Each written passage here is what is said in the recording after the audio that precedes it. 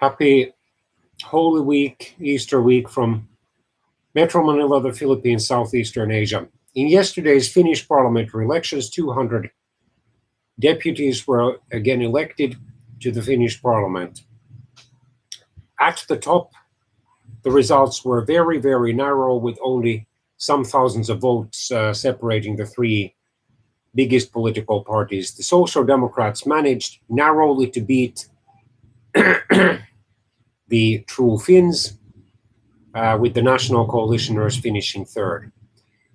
The main ruling party of the outgoing coalition government, the centrists, failed miserably, losing over 1/3 of their seats. Also, the Greens or environmentalists and left-wing alliance made major gains in the elections. So it cannot be said that it was a great victory for the Finnish nationalists and populists, because also Finnish leftists made major gains.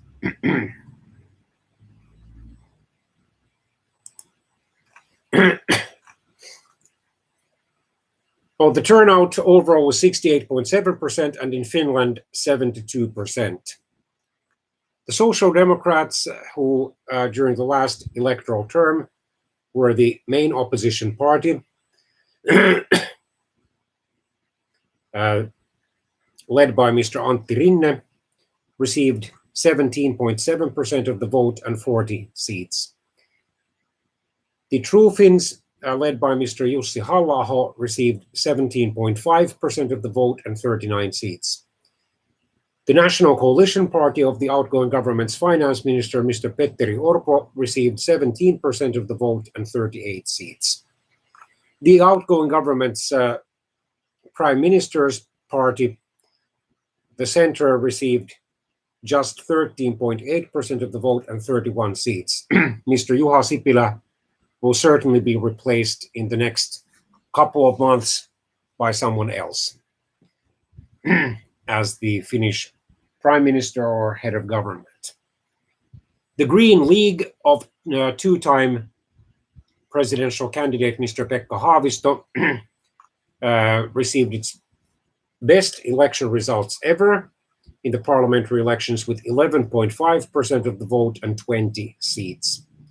The Left Alliance of Ms. Li Andersson took 8.2% of the vote and 16 seats.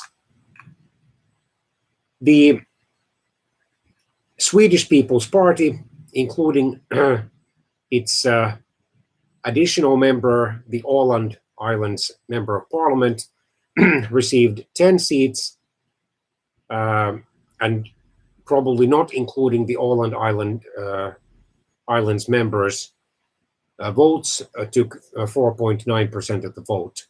The Christian Democrats, led by former professional speed walker Mrs. Sari Essayah, took 3.9% of the vote and 5 seats.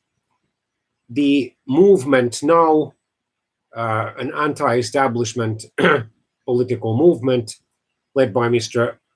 Harri Harkimo, took 0.8% of the vote and 1 seat. The outgoing governing coalition's smallest party, the Blue Future, a breakaway faction from the True Finns, lost all of its seats.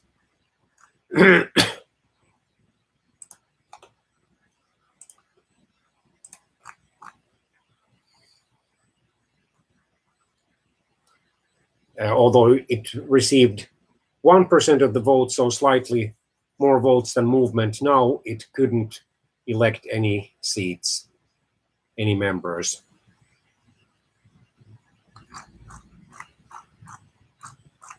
Let's see.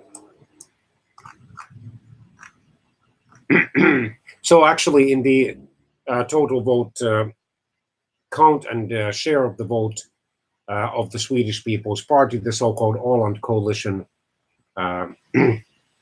votes are included as well, because whoever is elected as the Åland Islands Member of Parliament automatically becomes a member of the Swedish People's Party's parliamentary group or caucus.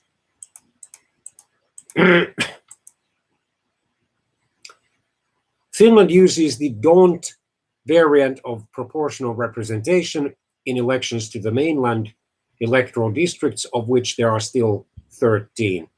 The number of members of parliament elected per district ranges from 7 in the Finnish Lapland to 36 in the Uusimaa historical province. Interestingly enough, the capital Helsinki is separated for electoral purposes from the rest of Uusimaa. Uusimaa elects 36 members of parliament, while Helsinki proper elects 22.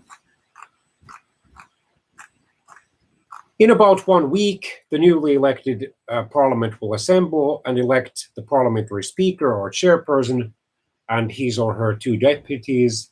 It is widely expected that, given the fact that the Social Democrats did gain several seats compared to the 2015 Finnish parliamentary elections, that their leader, Mr. Antti Rinne, will become the new government's prime minister. However, since the Social Democrats' victory was so narrow over the True Finns, the government formation negotiations will likely last at least several weeks. But the new government should probably take office before July the 1st, when Finland becomes the European Union's presiding nation or member state for 6 months. Because Finland is a parliamentary republic, the president cannot directly interfere with the government's formation. All he or she can do is announce to the parliament who the prime minister designate is, and then after the parliament has by an absolute majority of votes confirmed this person,